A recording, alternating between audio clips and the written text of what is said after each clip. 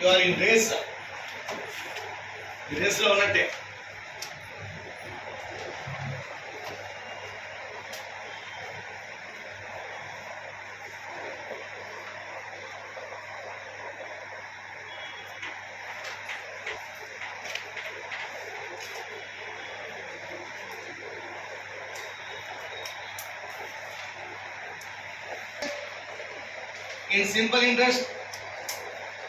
In simple interest, certain sum of money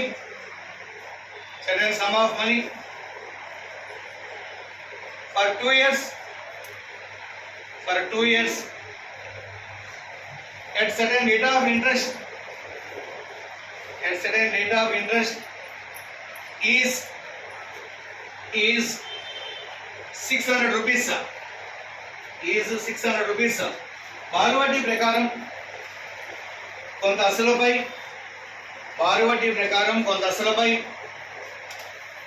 కొంత వడ్డీ rate చొప్పున 2 సంవత్సరములకు చెల్లించవలసిన వడ్డీ 600 రూపాయలు అయినట్లయితే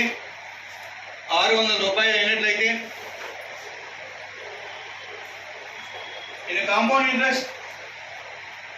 a compound interest, same sum, same duration and same rate of interest, the compound interest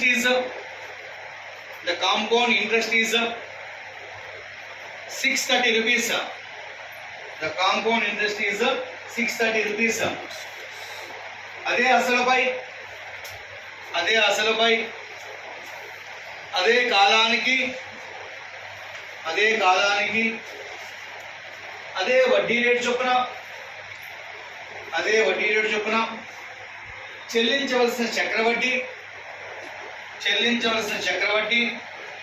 630 రూపాయలు అయినట్లయితే